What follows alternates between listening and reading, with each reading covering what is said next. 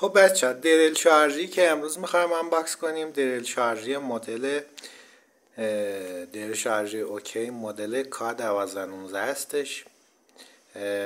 حالا با باتری لیتیوم و حالا یه باتری 18 ولت که 18 ولت نیست 12 بنده تست کردم یکیشو قبلا. حالا این که نه اینا اصلا بازش نکردم، یه دونه قبلا دست یه نفر رو تست کردم و حالا سرعت حالا دور قدرتی 0 تا 450 و حالا اصلا اون پیچ بستن و اوناش هم 0 تا 1650. حالا سرعتش دور سرعتش اونقدر، دور قدرتش هم حالا 0 تا 450. او ارزم بزرگ از امکاناتش هم میشه گفت که حالا نمایشگر حالا شارژ باتری داره و چیزای دیگه. و یه خوبی دیگه که این دریل شارژ داره این که حالا کفی شارژ داره، مثلا آداپتوری نیست، کفی شارژه. کفی شارژ همیشه بدونید که توی دریل شارژی اگه دریل شارژتون کفی شارژ داشته باشه خیلی بهتره تا مثلا آداپتور. همین چیزا. تولید چین هم هست. حالا اینجا زده یو اس آر ولی یو اس آر چین.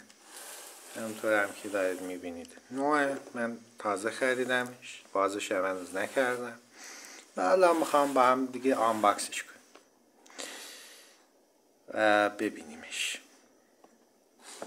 باش سوراخ‌کاری هم الان انجام میدیم و این دریل شارژ در دو مدل حالا به فروش میرسوننش. یکی همین K1219 یعنی حالا K1219 یعنی بدون متعلقات، یعنی تنها و فقط یه دونه باتری و یه شارژر رو حالا خود دریل حالا باشه تو جعبش با همین کیفه.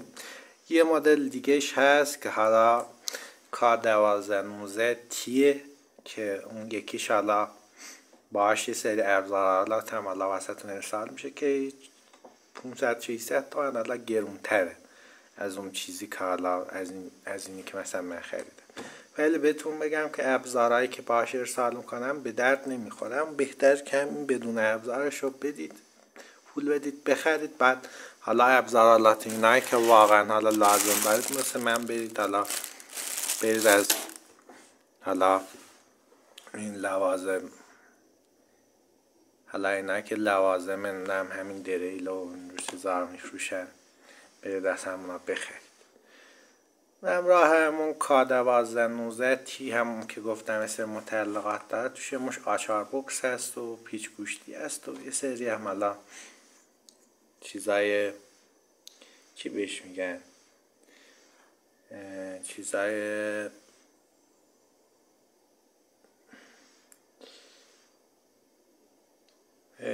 یه چیز دراز هم هست، حالا یه چیزی هست دراز هم همراهش اونم هست که حالا واسه جایی که میشه حالا ببندی و اونجا در دستتون.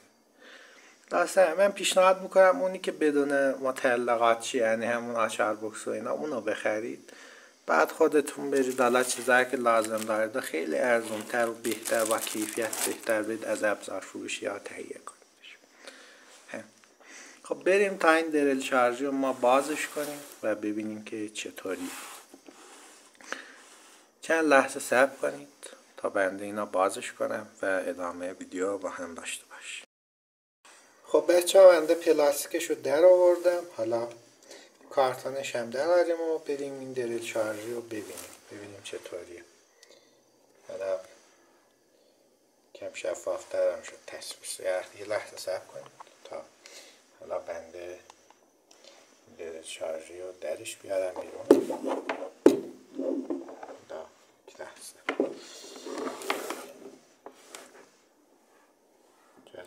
ببندم این چیزایی که خریدم اون نازم کنار.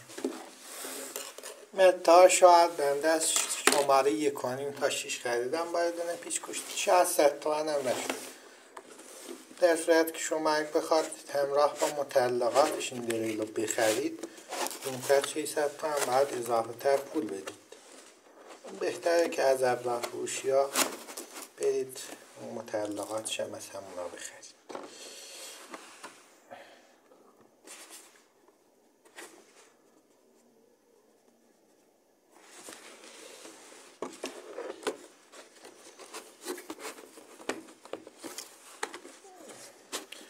کارتونش بد میاد، اشکال نداره، من درش میارم. کارتونش رو در آوردم، اندازم اونور. همین سراغ جعبه‌ای که حالا این کیفی که حالا واسه ما ارسال کردن. اوکی پاور تولز. حالا چیزی نوشته.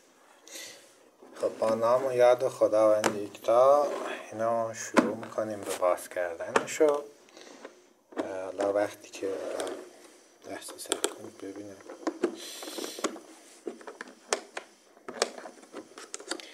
که بازش میکنید دوستان یه همچین صحنه‌ای رو شما مشاهده میکنید که حالا جای ابزاراشه. واسه حالا این کیفا رو حالا دیگه واسه هر دو مدل یه جور میزنن. خب که حالا میتونید حالا برید خودتون ابزاراشو بخرید و بذارید کنارش همونجور که یا هم که میتونید همون چیزایی که حالا همراه ابزاراش هست رو بخرید. حالا یه همچی چیزایی باهاش ارسال میکنه. دفترچه راهنماشه که حالا در آخر ویدیو با هم دیگه نگاه میکنیم ببینیم چی توش نوشته. یه شارژر کفیه که بهتون گفته بودم، خیلی هم سبکه، زده 18 وات خروجیه لا 1000 میلی آمپر یا 1 آمپر و ورودیش هم از 100 ولت تا 240 ولت اگه مشاهده بکنید. همچی چیزی نوشته. اینم که چیزشو جنسشو میشه گفت نه خیلی خوبه نه خیلی بده، یه چیز متوسطی.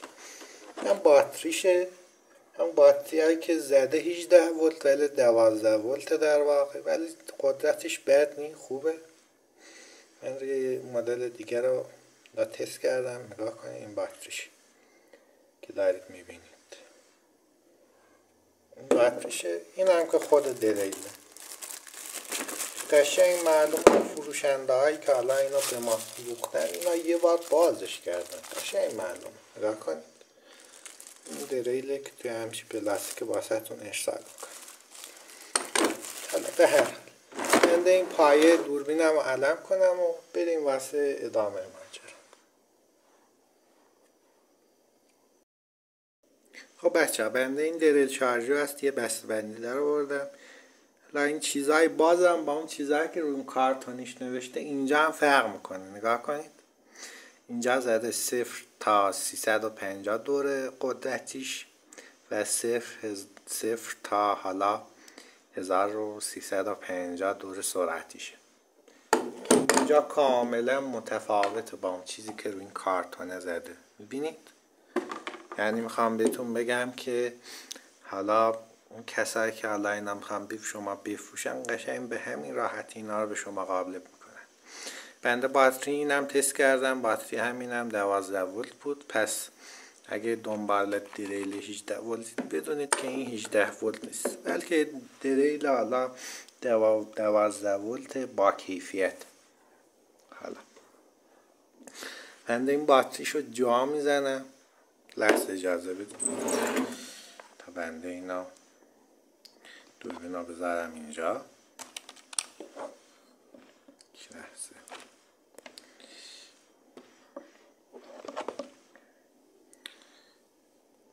اوکی دوباره هم نیفته. خب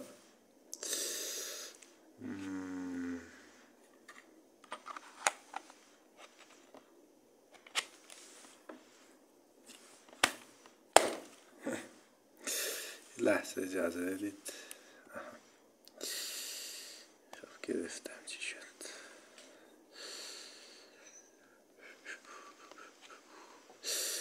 خب کم بد جا میره. لحظه اجازه بده تا اینا جا. خب بنده اینا زدمش جا یکم الان که بتونم اینا بیارم عقب‌تر و یه همچی چیزیه دیگه دارید میبینید. به سختی هم جا رفت پارتیشنی با مکافات اینا زدم جا، ترسیدم هم که بشکن.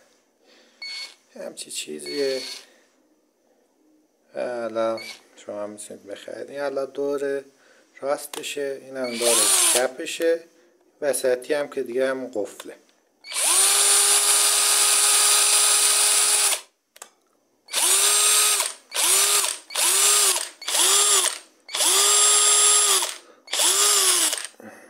یه همچی چیزیه دیگه.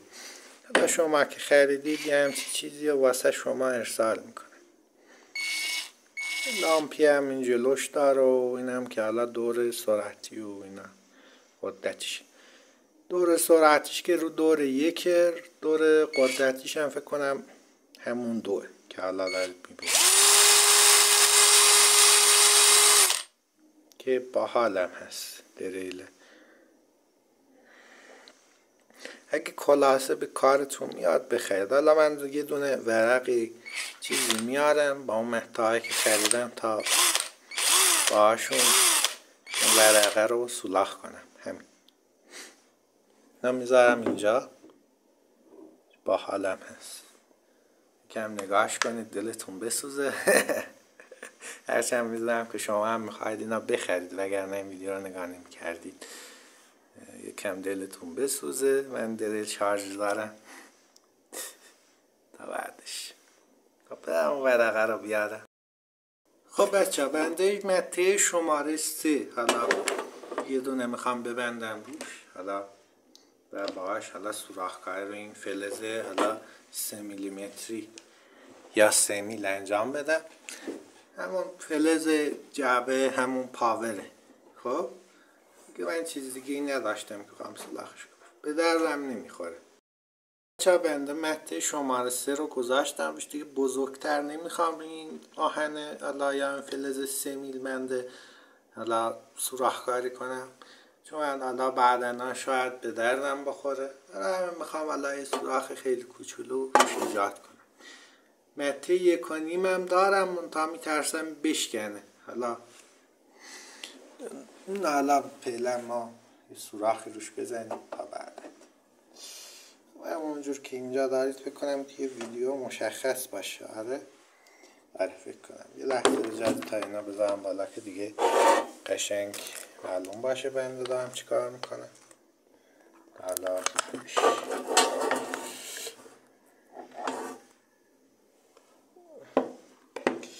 الان مشخصه بزنیم این وسط.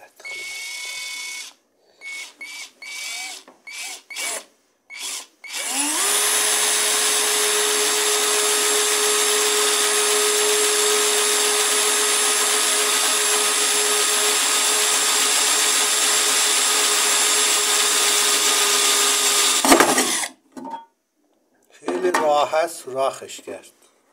خیلی هم عالی. بنده حالا قبلا با این دریل رونیکس هم همین کار کرده بودم، خیلی بیشتر از این طول کشید. حالا دونه سوراخ خیلی کوچولویه یا آهن 3 میل زد و خیلی هم خوبه. حالا واسه بستن پیچ، حالا پیچ هم بنده بذارید تا چیز پیچ هم بیارم، میدونه پیچ هم باش ببندیم بیاییم ببینیم چطوری. چیزی پیچ هم ندارم، چیزی هم ندارم که باش پیچ ببندم. ببینید که خیلی راحت تو 2 دقیقه این آهن 3 میل رو سوراخ کرد. ازم بزرگتون ندارم چیزی دیگه.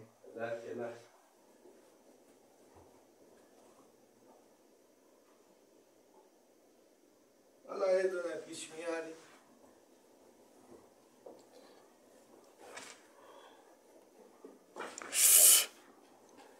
و این مطب یک کهیل نزدیک بود چون که محکمتر از این حرفانی مطبها.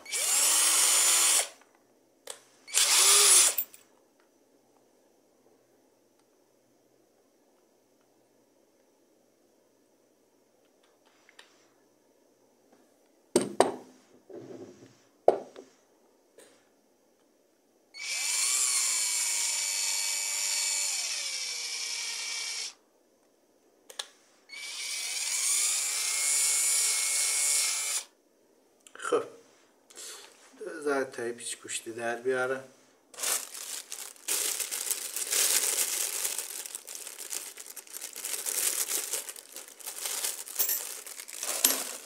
هم پیچ گوشتی بنده است که مته 1.5 هم چسبیده بود بهش. اینم از این میبندمش.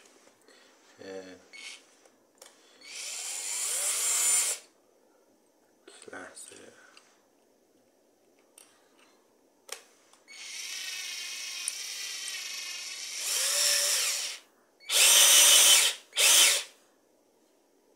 من بستم روش، دارید میبینید.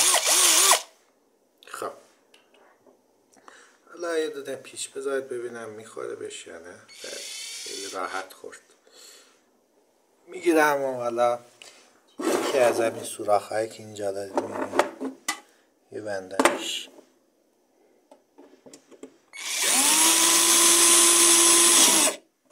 تمام شد. حالا میخوام بذارمش روی حالت پیچ که دیگه ببینیم چطوری. حالا بذارم روی 5 دور که رسید دیگه اینا دیگه کسبندش همون سه نظامش دیگه کار نکنه. خب من از این زدم بایسته رفت.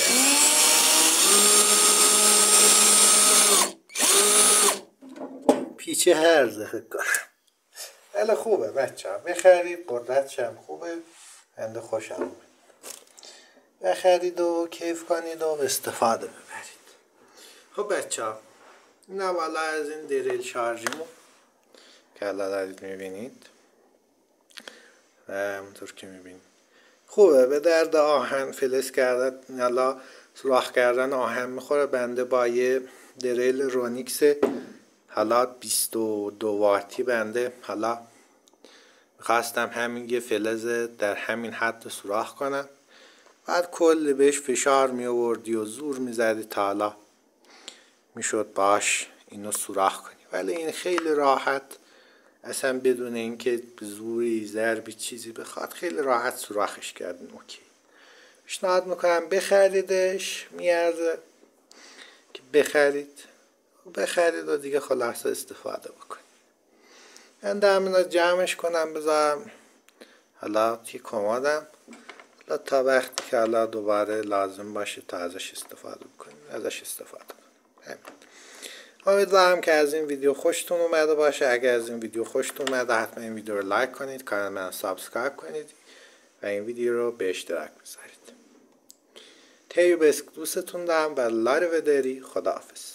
هم که حالا دارید میبینید که باتش که زده 18 ولی 12 این که نشانگر شارژش. خداحافظ شما.